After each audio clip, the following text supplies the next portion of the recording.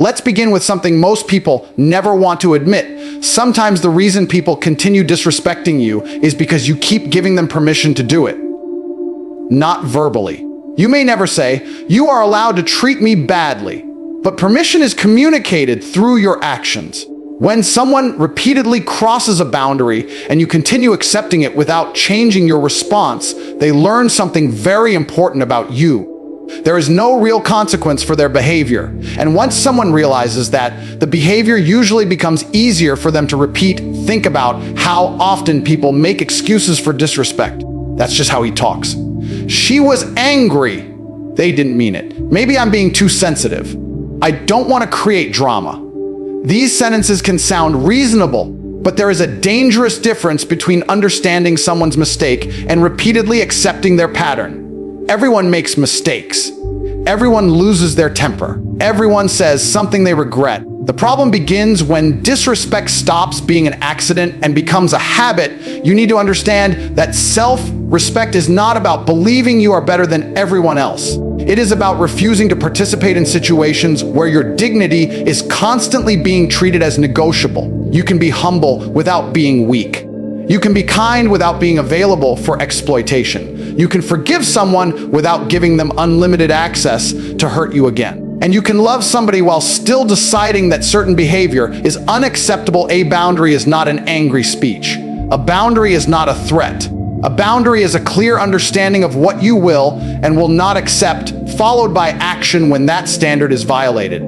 If someone insults you every time they become angry, telling them once that you will not accept it means very little if you remain in the exact same situation every time they do it. Your actions have to support your words. Otherwise, your boundary becomes nothing more than a request that the other person can ignore, and this is where many people fail. They communicate boundaries emotionally, but they enforce them inconsistently. They say, "If you ever do that again, I'm done." Then the behavior happens again, and they stay. They say, "Don't speak to me like that."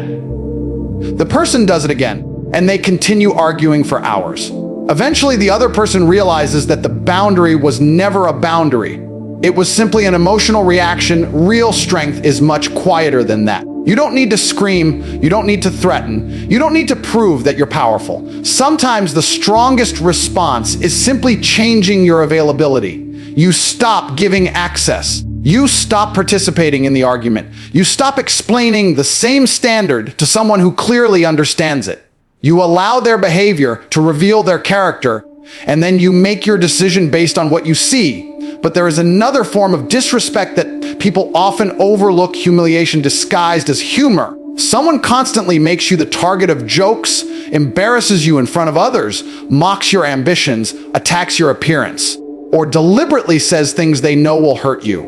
And when you react, they say, "Relax, I was only joking." A joke that repeatedly depends on your discomfort is not harmless simply because someone labels it a joke. You have to look at the pattern, the intention, and the impact. Your life becomes much easier when you stop trying to convince people that you deserve basic respect. You shouldn't have to deliver a courtroom argument explaining why lying, insulting, humiliating, or violating your boundaries is wrong. Mature people may make mistakes, but when you communicate that something hurt you, they listen. They take responsibility. They make an effort to change. Immature people often do the opposite. They turn the situation back on you, accuse you of overreacting, or make you feel guilty for having standards in the first place. And you need to become very careful about that pattern, because constant boundary violations can slowly change how you see yourself. At first, you know something is wrong. Then you start questioning whether you're being unreasonable. Then you start adjusting your expectations.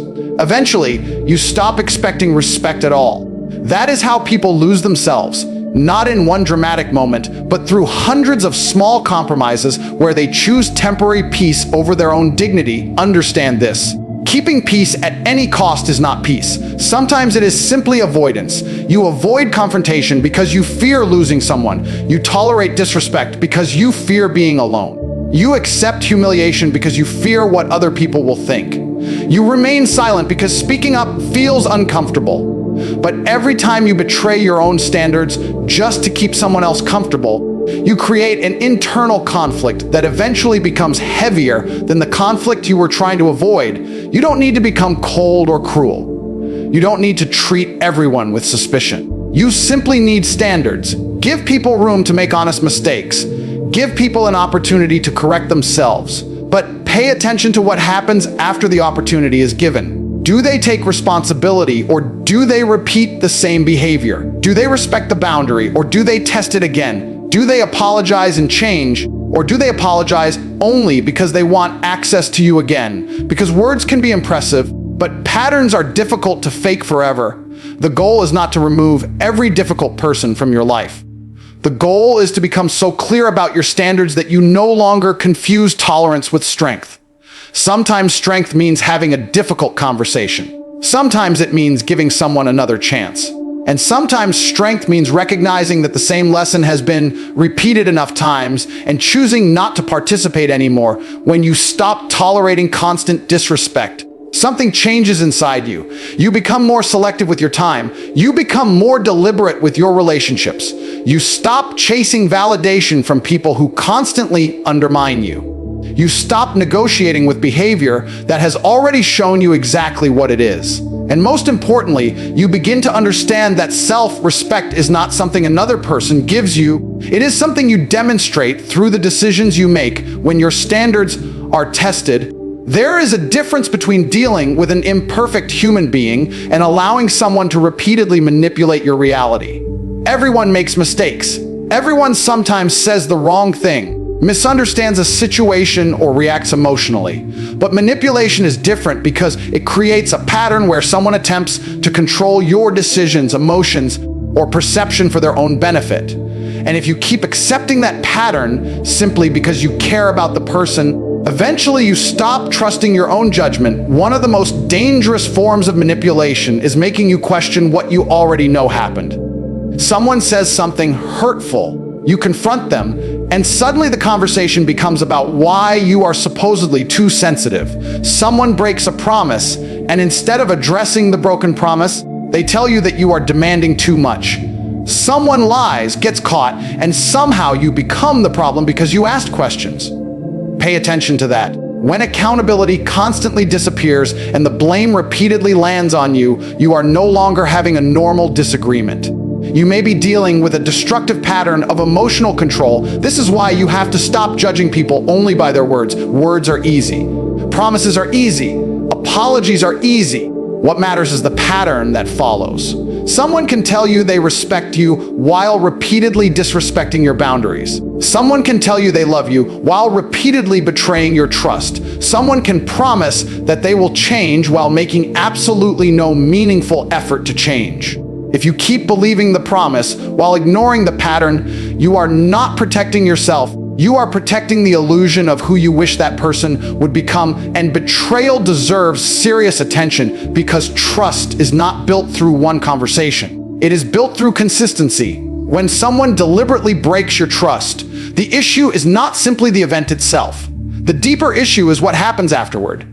Do they accept responsibility? Do they understand the damage they caused? Do they make meaningful changes? Or do they minimize everything, create excuses, blame circumstances, and expect you to forget what happened simply because enough time has passed? Forgiveness can be powerful, but forgiveness does not require you to restore the same level of access. You can forgive someone and still create distance. You can release anger without giving someone another opportunity to hurt you. You can wish somebody well without allowing them back into the center of your life. Many people confuse forgiveness with unlimited access, and that confusion keeps them trapped in cycles they should have escaped long ago. Another behavior you should never normalize is emotional games. Someone intentionally disappears to punish you. They become affectionate when they want something and distant when they don't. They create jealousy to get a reaction. They give you attention and then withdraw it suddenly. They keep you uncertain because uncertainty gives them control. When your emotional state depends entirely on whether another person decides to give you attention today, you have handed them far too much power over your mind. And understand something important: not every confusing behavior is manipulation. People can be stressed, insecure, emotionally immature, or simply bad at communicating. You need to be careful not to label every disagreement as toxic behavior. The real issue is the repeated pattern. Does the person communicate honestly when you raise concerns? Do they make reasonable efforts to repair damage? Are they capable of accountability? Or do they repeatedly create confusion and then use your confusion to control you? Your emotional discipline becomes extremely important here. Manipulation often works because it triggers an immediate reaction. You become angry, desperate, defensive, or afraid of losing the relationship.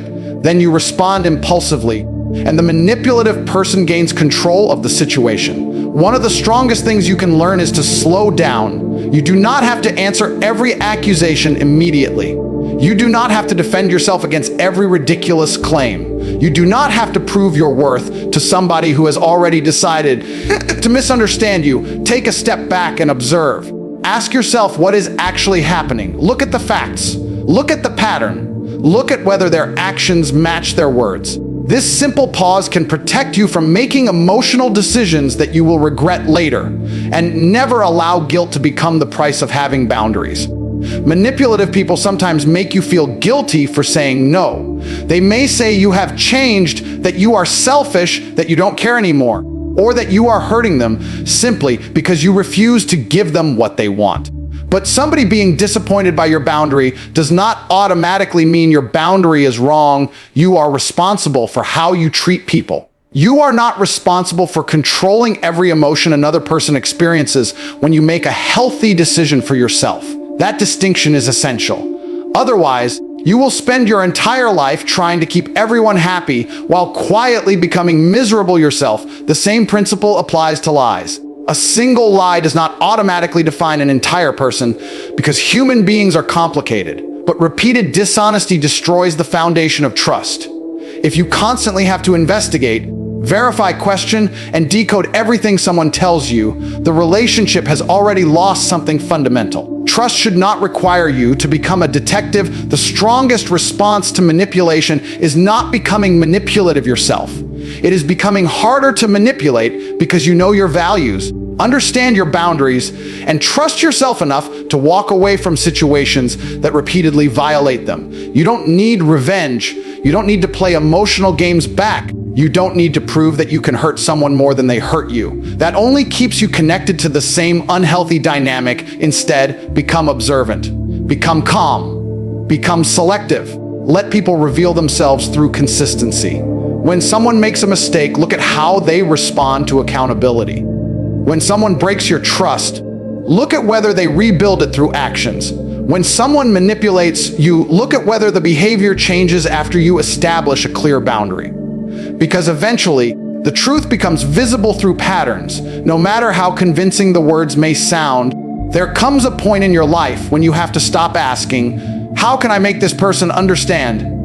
and start asking, "Why am I continuing to give this person access to me?" That question can completely change the way you look at relationships, friendships, partnerships, and even your own personal growth. Because sometimes the greatest damage does not come from losing someone. It comes from keeping the wrong person close for too long. Disloyalty is not always dramatic. Sometimes it looks like a friend who only appears when they need something.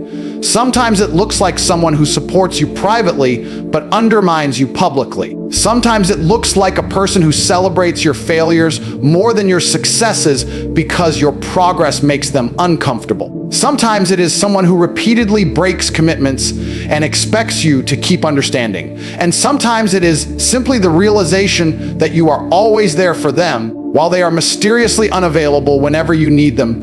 You need to pay attention to that imbalance. Healthy relationships do not require perfect equality every single day because people go through difficult seasons.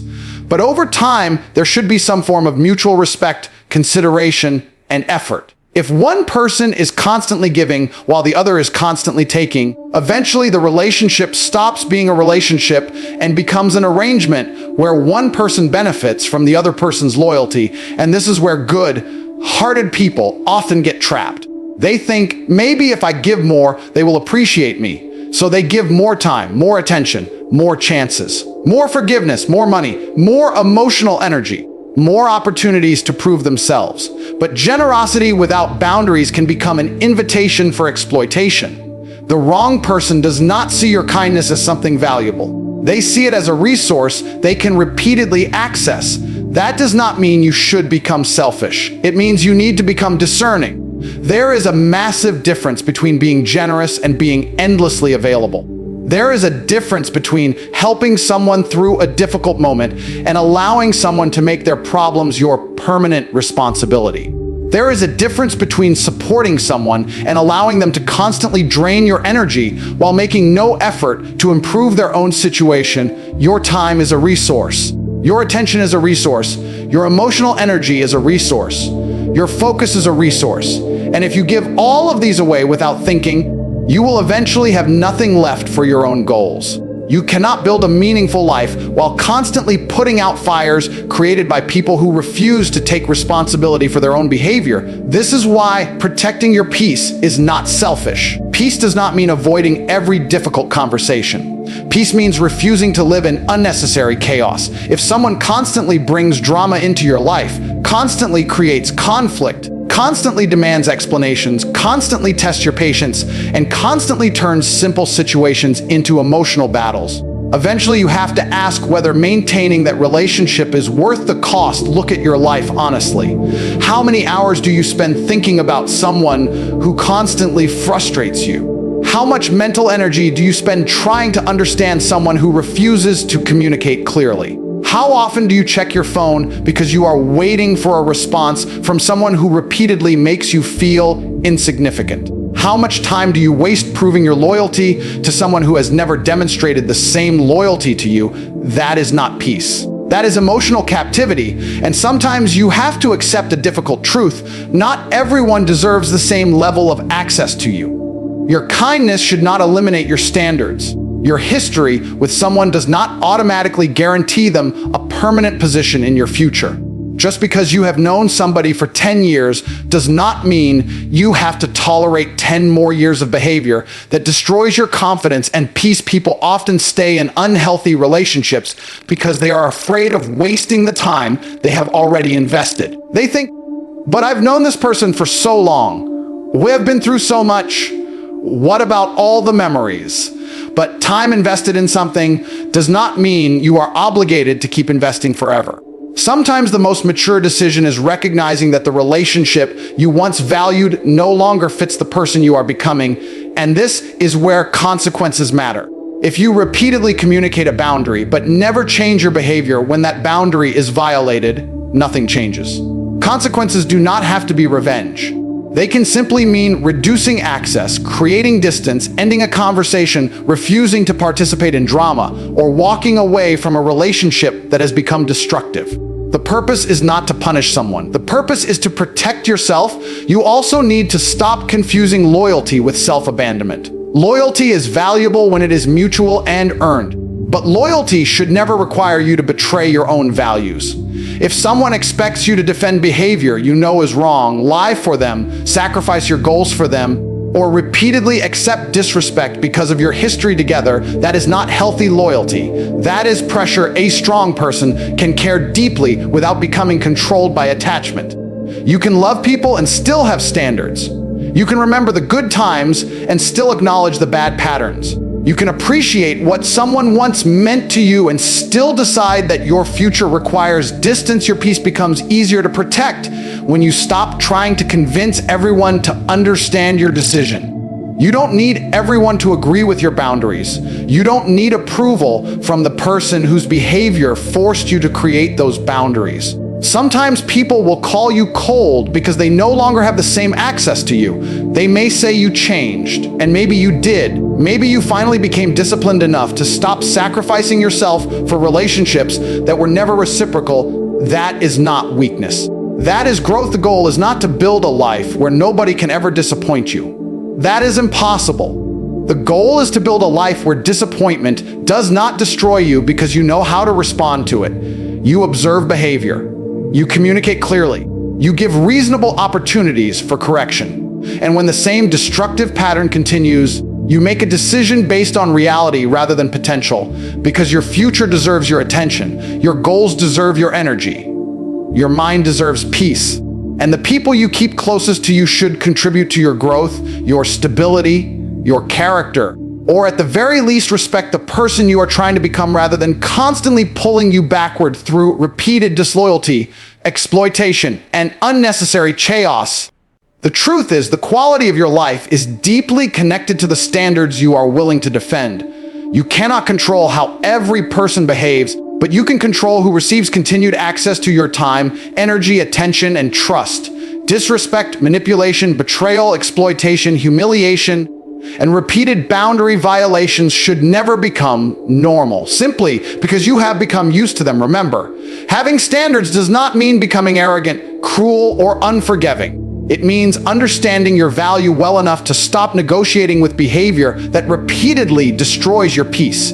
Give people the opportunity to correct genuine mistakes, but judge them by their patterns, not their promises. Forgive when you choose to forgive, but never confuse forgiveness with giving someone unlimited opportunities to hurt you again. The strongest person in the room is not always the loudest. Sometimes strength looks like silence. Sometimes it looks like walking away. Sometimes it means saying no without feeling guilty. Sometimes it means choosing your future over a relationship that keeps dragging you backward. And sometimes it means finally admitting that the person you keep trying to save is actually the person you need to stop allowing access to your life. So raise your standards. Protect your peace. Respect your own boundaries. Stop begging people for the basic respect they should have given you freely. Your life becomes different when you stop tolerating what keeps breaking you and start choosing what helps you become stronger, wiser, and more disciplined.